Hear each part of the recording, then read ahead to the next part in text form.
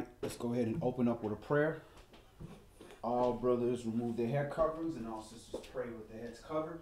And we face the east towards Jerusalem, where our temple in Yahshua will return. Abba Father, Yahweh Elohim, the Allah of Abraham, Yashak and Yaakov. Covenant Father, Elohim of Yahshua, we thank you so much, Yahweh, for your mercy and your guidance and your protection throughout the week. Yahweh, we thank you for your chastening, Yahweh, and for dealing with us as sons, Yahweh, and allowing us to have the eyes to see the error in our ways, and putting the people around us, Yahweh, necessary, that love you, that have a mind towards you and your spirit, Yahweh, to help keep one another, Yahweh, headed in that right direction, and see things when our brothers and sisters may not have full vision, Yahweh. So we're thankful for this family. We're thankful for bringing us back into the fold. And we're thankful for the works that you allow us to do that glorify you.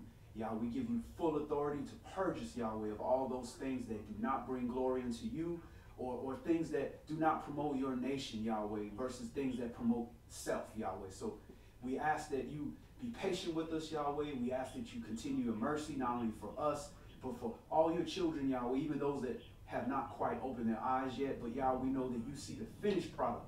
So we ask that you give us a soft heart, Yahweh, and a merciful heart to have faith, Yahweh, and not judge one another, Yahweh, but look for the finished product, Yahweh, that we understand with your word, Yah, all things are possible, Yahweh, through HaMashiach. So we're thankful, Yah. We ask that you open up your spirit of understanding so that we can rightly divide these scriptures, not misleading, but leading, Yahweh, individuals back towards the light, Yahweh, so that they may learn to eat on their own and feed others as well. Yah, these things we humbly come before you, and we thank and pray through your holy, humble, anointed Son, Yahshua HaMashiach, in which all praise, majesty, might, and dominion resides here and forevermore. Through you, your majesty, in the name of Yahshua HaMashiach, we thank and pray.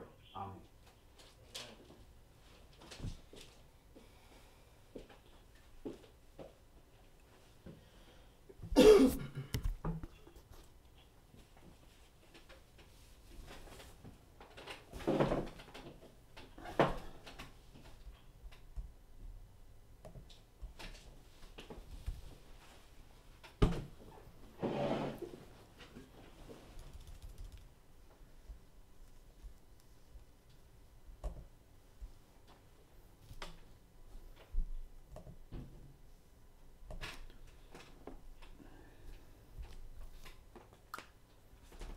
Well, it's getting hot out there. What?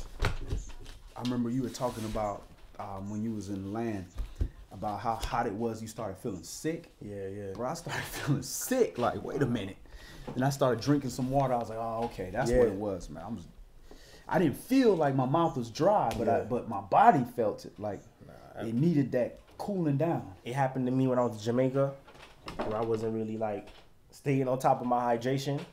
So when it was times to get hot, that's exactly what happened. But I remember I had a grapefruit, and it kind of like kicked in immediately. I've never been so dying for a piece of fruit in my entire life until the place got hot, and it was like medicine. I was like, oh snap, these things really help your body. So yeah, that just was it became survival. Yeah, I'm telling you. So it's good to get that experience, just to get to know exactly what gonna give you the best bang for your buck. You know what I'm saying? I had an orange one time, and then I had the grapefruit really kicked in. Oh yeah. And the lemon helped it stay. I've never like eaten the lemon just straight. I ate a lemon straight that day. That's acid, boy. It all went away. Restore nutrients to your body, man. Allah, yeah. All right, shalom. My name is Yadon Yashara. My brother Yonatan Yashara. Shalom, Maki. Shalom, Ak. And the title of today's Bible study is Serving Yah in Spirit and in Truth. We went over, Brother Wesley brought up a good thing the other day, talking about the scripture where it says, you know, the law is a lamp, and the commandments is a lamp, and the law is a light. You know, so we have to understand that you can't just, you know, seek to keep commandments like a checklist. You have to be cognizant of what you're doing so you understand why you're doing the commandment. Now, we know the obedience. We're not questioning why, if we should do it, but question what is the righteousness of it? What's the spirit of the law? So that you can make sure you're always applying it in the spirit, because the law is a spirit.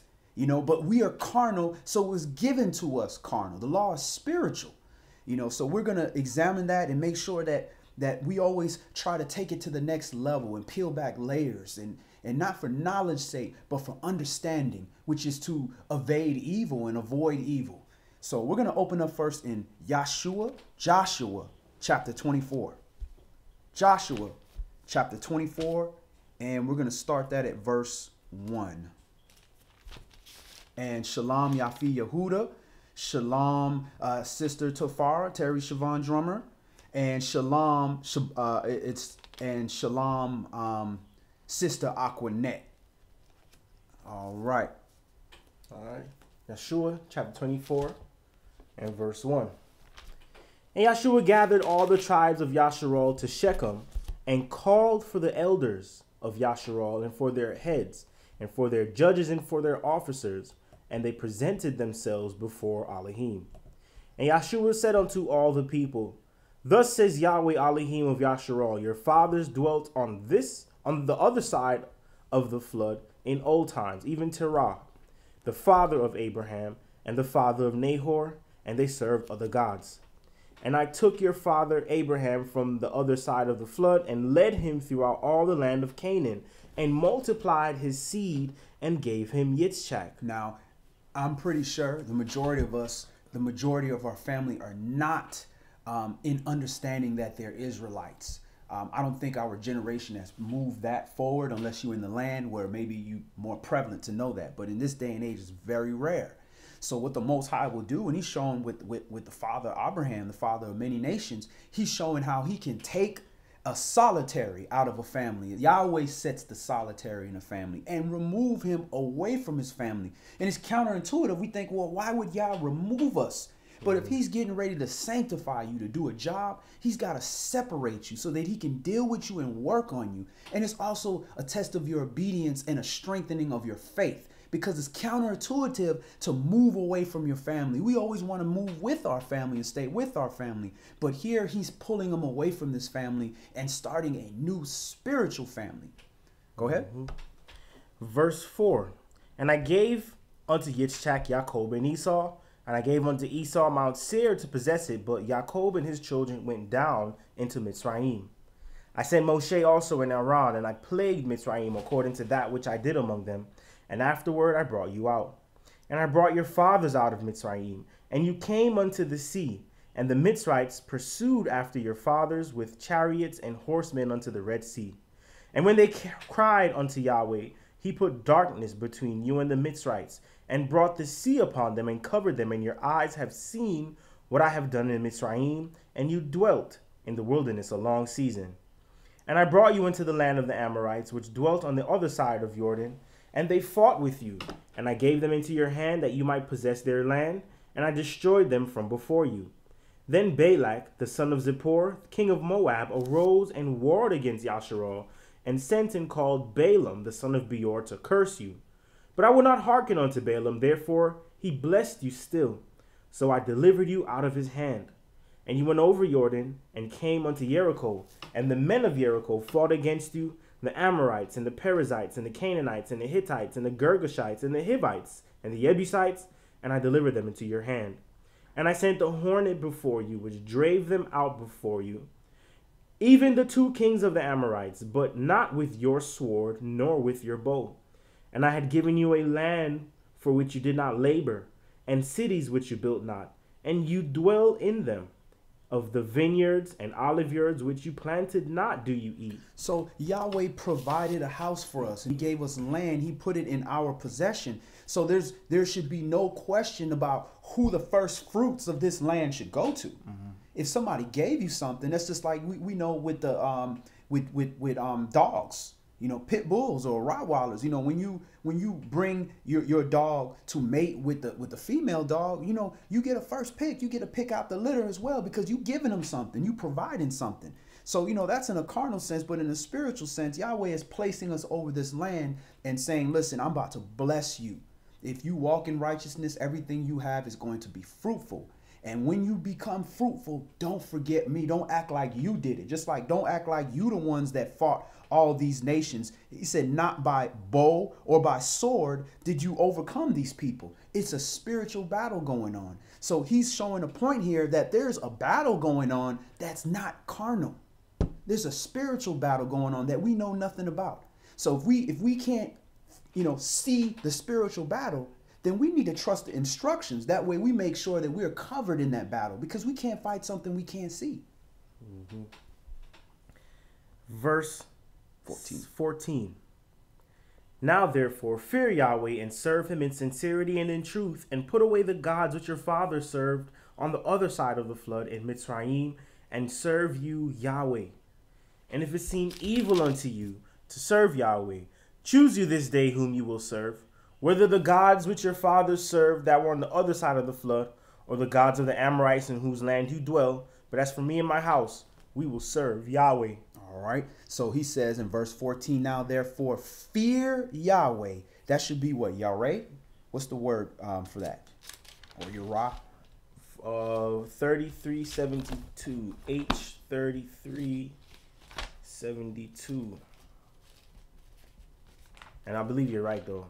3372, and that is Yahweh. Okay. See here. Go ahead and read it. To fear morally, to revere, to frighten or fright, to make afraid, dreadful, to put in fear, fearfully, to be had in reverence, to see terrible actness thing.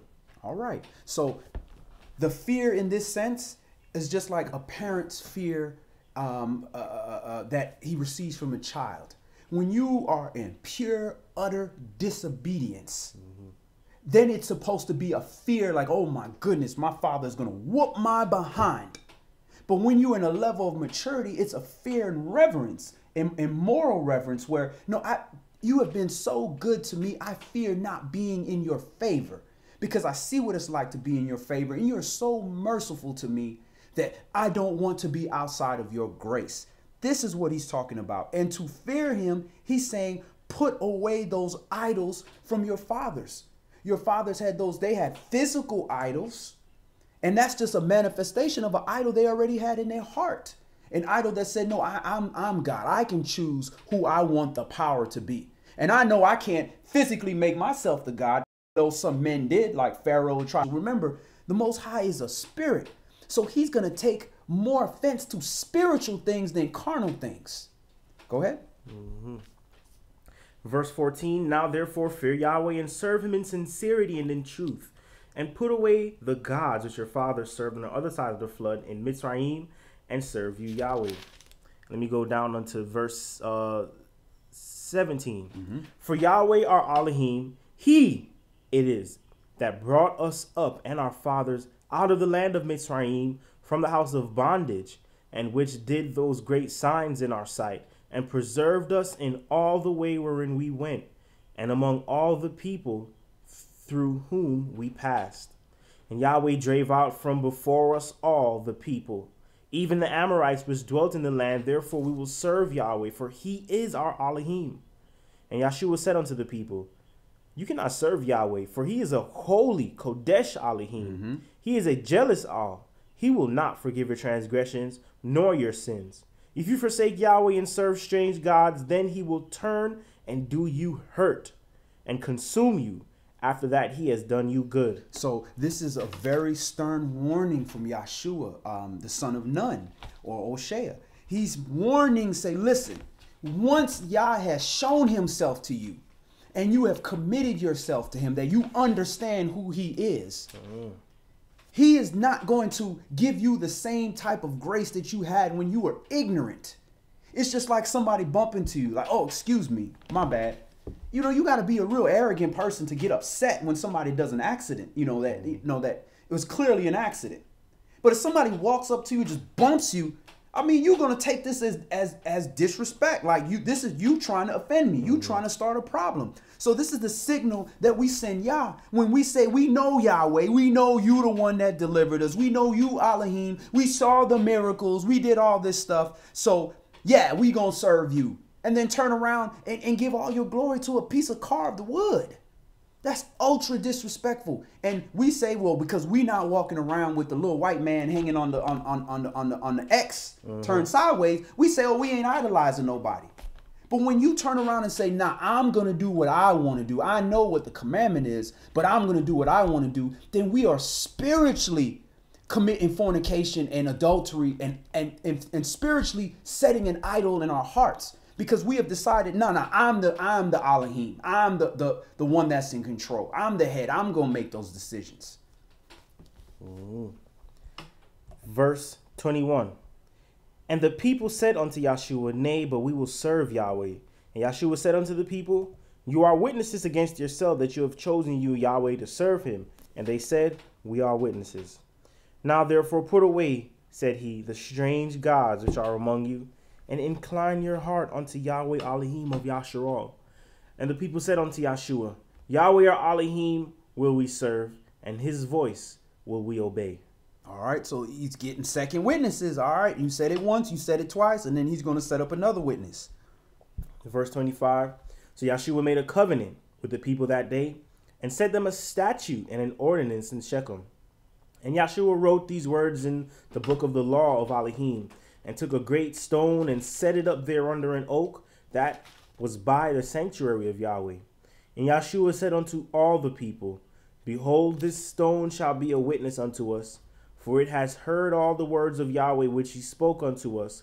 It shall be therefore a witness unto you, lest you deny your Elohim. So why do you think he would set up a rock as a witness? You know, it's for interpretation, obviously. But what would be a reason why you would think he would set up a rock? You got to kind of cheat a little bit, you know, read what's going to happen next to kind of give you a kind of an example of why. Why do you think he would set up a rock? Well, Deuteronomy, which is when the law came down, it says, you know, they forgot their rock, you know, who had sold them. So I guess that's one way of looking at it. That's very deep, actually. You know what I'm saying? Because that's representing Yahshua. You know what I'm saying? It's representing this word, this foundation. Is your house built on a rock? And he's setting that up for a reason, so that it represents symbolic of something. So he knows, what appears is he knows that his time is getting ready to leave. And he knows how carnal the people are, just like in Judges. We kept the commandments as long as that judge was there. Soon as he died, we right back to idolatry.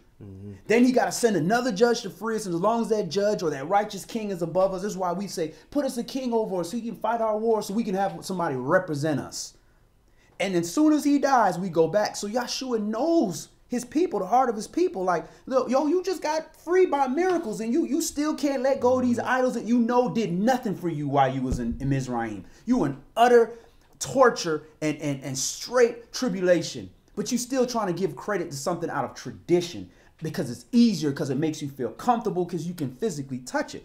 So he's saying, look, I know I'm about to go, and I don't know what y'all gonna do, so I'm gonna set this rock here. Look, you all are witnesses. Here, this rock is this witness, so it can always be there. So when you look at that rock, you can't be like, I didn't know, because you were there. And he knows how traditional we are. Where if you set a rock in the middle of the room, 10 years from now, everybody that came out the assembly gonna have a rock sitting in the middle of their room and be like, no, it need to be in the middle of the room. Because that's how carnal we are. So he's using that carnality and saying, listen, here's this rock. Rock can't speak, can't do nothing, but here's this rock. Knowing that they're gonna teach that tradition over and over and over about that rock. So that's one layer that we can deal with on that. Indeed. Verse 27. And Yahshua said unto all the people, behold, this stone shall be a witness unto us, for it has heard all the words of Yahweh which he spoke unto us. It shall be therefore a witness unto you, lest you deny your Elohim. So Yahshua let the people depart, every man unto his inheritance. And it came to pass after these things that Yahshua the son of Nun, the servant of Yahweh, died, being 110 years old. And they buried him in the border of his inheritance in Timnath-serah, which is in the Mount Ephraim, on the north side of the hill YAH. So what tribe would Yahshua been of? Ephraim. Right.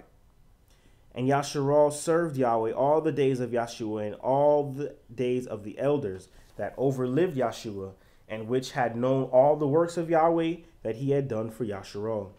And the bones of Yosef, which the children of Yasharal brought up out of Mitzrayim, buried they in Shechem, in a parcel of ground which Jacob bought of the sons of Hamor, the father of Shechem, for 100 pieces of silver, and it became the inheritance of the children of Yosef.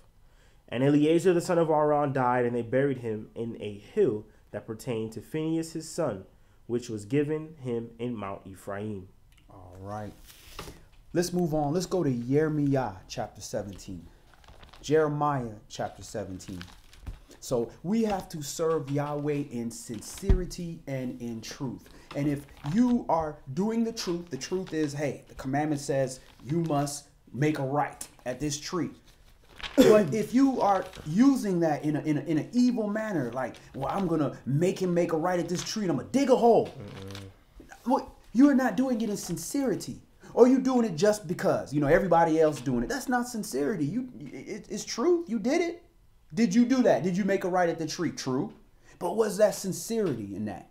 Are you sincere in that? It's the same thing with keeping the Sabbath day or keeping the holy days. Are you sincere? Did you prepare yourself? Did you prepare your heart? Did you do the things that the book says must be done? Did you purge yourself of the leaven so that you can be a living sacrifice? These type of things we have to consider. Once we get beyond just showing up and doing something, we have to consider why. That should be the question. Even a child asks that. Go do this. Why? And he's asking in his innocence or her innocence. After a while, it becomes rebelliousness when, they're trying to act like they need an answer before they do something. Mm-hmm. There's a difference between rebelliousness and a difference between being inquisitive. And you can tell that in the spirit, in the manner of the way the person deals. Jeremiah chapter 17. And we'll begin at verse 1. The sin of Yehuda is written with a pen of iron and with the point of a diamond. It is graven upon the table of their heart and upon the horns of your altars, while their children remember their altars and their groves by the green trees upon the high hills. All right. So if the sins of Yehuda is written with a pen of iron and with a point of diamond, which means the diamond is one of the hardest rocks in the world, which means it's cutting through anything. And it's engraven on the table of their heart. That's a lot of sin that we got on our hearts. A whole lot of sin. What do we think the intentions of our actions are if we are not trying to address all those things on our heart? And some of these things you can't even remember you did. So this is why we have to keep our mind spiritual and try to deal with things from a spiritual perspective and trust these commandments, because our heart is going to lead us in the wrong way. Because when you make a decision, it's like the brain, it's doing based upon the information that's in there, what's been put in there. So if you have all this sin and lawlessness and transgression etched into your heart, then you can't trust that. You're going to need some counsel, because hey, listen, I know there's some data in here that's inaccurate or that's off, that's not working. So let me get an alternate source that I can trust, that's independent, so that I can make the right decision. But the problem is, many of us look in the mirror and we feel that we, super spiritual, that we different than some other man. We different than our neighbor. We have this heart that's so pure that without studying, without rebuke, without, counsel, that we just gonna, by our heart, make the right decisions. And that is the trick of the adversary, because what he'll do is he'll put some wicked people around you. And you like, man, I got a pure heart. Well, guess what? Stand next to Yeshua. Now you'll see the true condition of your heart. And that'll get all that, my heart is pure thing out the window. Go ahead. Verse 3. O my mountain in the field, I will give your substance and all your treasures to the spoil, and your high places for sin throughout all your borders. And you, even yourself, shall discontinue from your heritage that I gave you, and I will cause you to serve your enemies in the land which you know not, for you have kindled a fire in my anger, which shall burn forever. All right. So if we go to Genesis chapter 10, in the table of nations, what's one nation that we know is here now that's not in Genesis chapter 10? United States. America was not in Genesis chapter 10. So that's a nation that our fathers knew not. We're talking about our forefathers, right? And then it says, and even yourself shall discontinue from your heritage. You ask brothers and sisters, like, well, where are you from? Oh, I'm from Philly. Oh, where you? Oh, I'm from Jamaica. Oh, where are you from? Oh, we from Africa. What part? Egypt. We have no clue. But you ask everybody else. You ask somebody what their nationality is. No, what's your original nationality? We saying the whole continent. We can't even say, now you ask somebody else, you ask an Asian person, they're not going to say Asian. They're going to tell you I'm Chinese, I'm Korean, I'm Japanese, I'm Vietnamese. They're going to give you a nation, an actual nation, or at least the family that they come from. They know their culture. We have been completely discontinued to the point where when we ask us where we are, we check black. Oh, we check black. Well, where's black land? Is there a black? What's the language of black? Ebonics? We don't have no language. So at the end of the day, this is us staring us right in the face, and nobody else can claim this. And this is not a good claim. It's kind of bittersweet. It's sweet because it identifies who the children of Yasharal are in this day and age. But it's sad because it's like, man, we the only people that don't have nothing. And then we so fighting to get a hold of our heritage. We tell somebody, no, I ain't no nigger. Don't call me no nigger. But then you look up in Acts chapter 13, verse 2, what the word nigger means.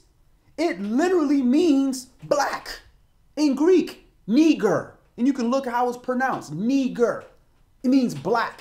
So you don't want to be called nigger because, that's derogatory, but then you want to be called black. That's the ignorance that they got us under. And keeping us further away from finding out who you are. No, what's your nationality? So we go and we do the little DNA kit, and you go to one place, AfricanAncestry.com. You go to another one, whoyouisnigga.com, and you do that, and it's gonna tell you two different things.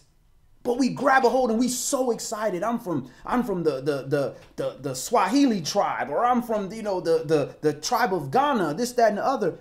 But then you look in this book, you look at Deuteronomy 28, it says, I'm gonna remove you into every nation of the earth. So of course they gonna find your bones and the bones of your ancestors on all these places. They just not telling you, hey, look, I did find your bones in Europe too.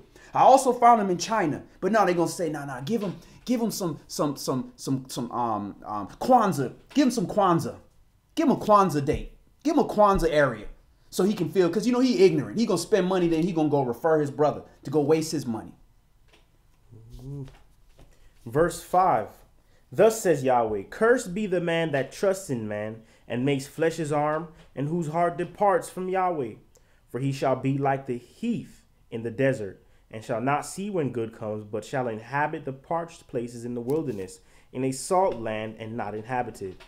Blessed is the man that trusts in Yahweh, in whose hope Yahweh is. For he shall be as a tree planted by the waters, and that spreads out her roots by the river, and shall not see when heat comes, but her leaf shall be green, and shall not be careful in the year of drought, neither shall cease from yielding fruit. And you tie that precept where it says, be careful for nothing. Be careful for nothing. Because when you are basing yourself on this word, and you have the living waters within you, which is this spirit, this Ruach HaKodesh, and these commandments to guide you, you're not worried about what happened, because you ain't got to see the trouble coming. Because either you going to see it, and you're going to be able to react righteously and in order, or the Most High gonna take care of that for you. So this is why I say be careful for nothing. Do you not trust me? It's just like when you teach your child to ride a bike. Or I had my daughters in the pool the other day. I said, Daddy ever let you fall? Daddy ever let you drown or get hurt? All right, then why are you doubting me? I don't care. I told my daughter, I said, I don't care if I was on the other side of the pool. If I tell you to jump, I'll swim underwater there and back, and I would catch you. That's the kind of, and my daughter, she okay, Daddy, because she trusts me. Well, why we don't have that trust for Yahweh? If when we were in our wickedness, the Most High was extremely merciful, what kind of back-assward thing is that to feel that in our righteousness, he gonna forsake us? That don't make any sense. Go ahead, brother. Verse 7. Blessed is the man that trusts in Yahweh, in whose hope Yahweh is. For he shall be as a tree planted by the waters, that spreads out her roots by the river, and shall not see when heat comes, but her leaf shall be green, and shall not be careful in the year of drought, neither shall cease from yielding fruit. The heart is deceitful above all things and desperately wicked. Who can know it? Okay, so again, why is the heart deceitful above how many things? All things. And desperately wicked. What makes a person wicked? Not doing the commands of Yah. And where is that written? Where are those things written? Right from the verse that we just opened it up. It's written on your heart. Right there, we just read it. The sin of Yehuda is written with a pen of iron and with the point of a diamond. It's engraved on the table of the heart and upon the horns of your altars. So this is why the heart is so deceitfully wicked. It ain't just because it's just some wicked thing like pumping your blood is wicked. No, it's because all our sins are engraved in this. So it's defiled, just like this earth. It got to be destroyed. And the heart of stone, which has all this written engraving on it, got to be destroyed. And you got to be given a fleshly heart so that you can now have righteousness engraved into your heart. But we got to be real with ourselves. We not righteous.com. We trying to learn how to be righteous so that we can make a conscious effort to be righteous. Go ahead. Verse 10. I, Yahweh, search the heart. I try the reins, even to give every man according to his ways and according to the fruit of his doings. As the partridge sits on eggs and hatches them not, so he that gets riches and not by right shall leave them in the midst of his days, and at his end shall be a fool. A glorious high throne from the beginning is the place of our sanctuary. O Yahweh, the hope of Yasharal, all that forsake you shall be ashamed, and they that depart from me shall be written in the earth, because they have forsaken Yahweh, the fountains of living waters. You forsake the living waters because you said, you know what, I'm good. I don't need this word. I got good eyesight. I can see when that drought is coming. And it sneak up right behind you. You can't see. Your eyes is this way. You can't see 360. You can only see one direction. A whole 180 degrees behind you, you cannot see, and we designed that way. But yet there's animals that can see like that. The owl's eyes can go way out inside. He can see all kind of things. So at the end of the day, we have to say, listen, you're not going to catch, you're not going to see every threat, you're not going to stop everything. But what you can do is say, I'm going to try to see every commandment. I'm going to try to put Yah first in every decision I make. That way I ain't got to worry about that, because I'm not going to forsake the fountain of living waters, which is this righteousness, this word. I'm going to get that because I know the heat is going to come at some given point. And when it does, I ain't worried because my roots is right there on the bank of the river, getting all that living water. Verse 13. O Yahweh, the hope of Yasharal, all that forsake you shall be ashamed, and they that depart from me shall be written in the earth, because they have forsaken Yahweh, the fountain of living waters. Heal me, O Yahweh, and I shall be healed. Save me, and I shall be saved, for you are my praise. And that's another important prayer. There's a lot of important prayers in here. When you hear the brothers that were putting in some serious work pray, pay attention to that. Because there's a lot of keys in there. We like to ask for specific things a lot. A lot of times we need to ask, generalize certain prayers. Ask for you to heal me and guide me. Allow me to make decisions. And I'm going to pray for the other. I'm going to pray specifically for the other people that are involved in the situation. And maybe your prayer will get heard. And shalom, Ariel Smith. We're glad that you was able to catch it live today, sis. Good to see you. Jeremiah chapter 17 and verse 15. Behold, they say unto me, where is the word of Yahweh? Let it come now. As for me, I have not hastened from being a pastor to follow you, neither have I desired the woeful day. You know, that which came out of my lips was right before you. And notice that he's saying a pastor to follow you. If you're a leader, you're going to have to learn to follow. And the person you need to follow is this Most High. Go ahead. Be not a terror unto me. You are my hope in the day of evil. Let them be confounded that persecute me, but let not me be confounded. Let them be dismayed, but let not me be dismayed. Bring upon them the day of evil and destroy them with double destruction. Thus said Yahweh unto me, Go and stand in the gate of the children of the people, whereby the kings of Yehuda come in, and by the gate which they go out, and in all the gates of Jerusalem. And say unto them, Hear you the word of Yahweh, you kings of Yehuda, and all Yehuda, and all the inhabitants of Jerusalem, that enter in by these gates. Thus says Yahweh, Take heed to yourselves, and bear no burden on the Sabbath day, nor bring it in by the gates of Jerusalem. Neither carry forth a burden out of your houses on the Sabbath day, neither do you any work, but hallow you the Sabbath day, as I commanded your fathers.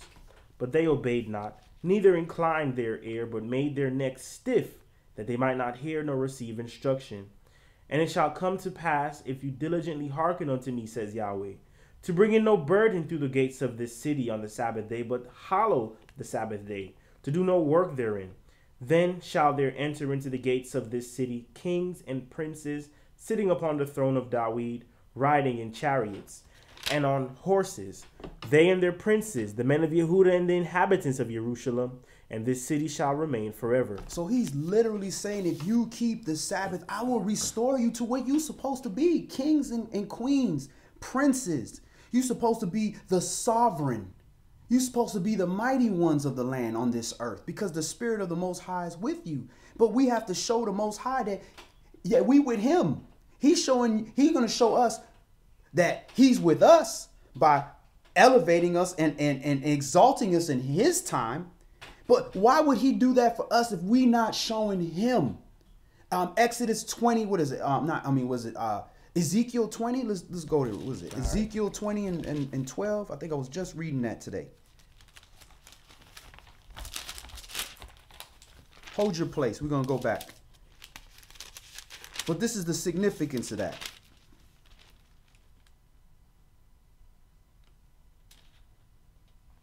Yeah, Ezekiel 20, and it will start at verse 11. And I gave them my statutes and showed them my judgments, which if a man do, he shall even live in them. Moreover, I gave them my Shabbats to be a sign between me and them, that they might know that I am Yahweh that sanctifies them. So that's the sign. That's the sign that he gives us. This is why he's talking about hallowing this Shabbat. And then he's going to have us coming in as kings and queens, because we showing basically, look, this is who we with. We with Yahweh. What you want to do about it? You want to be the next example? Cool. Everybody else do that. A police officer wear his badge. You show a sign that he with the biggest gang in America. You know what I'm saying? So why are we not showing our sign? But our sign is not a carnal thing where we like to wear, our shirts with our fringes and our head coverings and all these different things. And we want to wear a big lion on us and everything. But at the end of the day, it's a spiritual sign. We showing the Most High. Look here, I'm obedient. I'm different than the seed of Cain. I'm the seed of Seth, the newborn. That's what I am. So this is why he's constantly picking on this Sabbath, because we're showing him, I don't care what goes on in this world. I'm going to make sure you are number one in my life so that I can continue being the number one person and nation in your life. Because as Israel, we are one person, one nation, and we are his number one. He ain't put nobody else above us. So we should give him that same respect and that same sign, especially with him being so merciful to us. Go ahead, Art.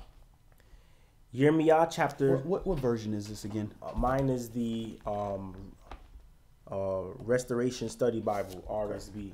Okay, RSV. RSB. Mm-hmm.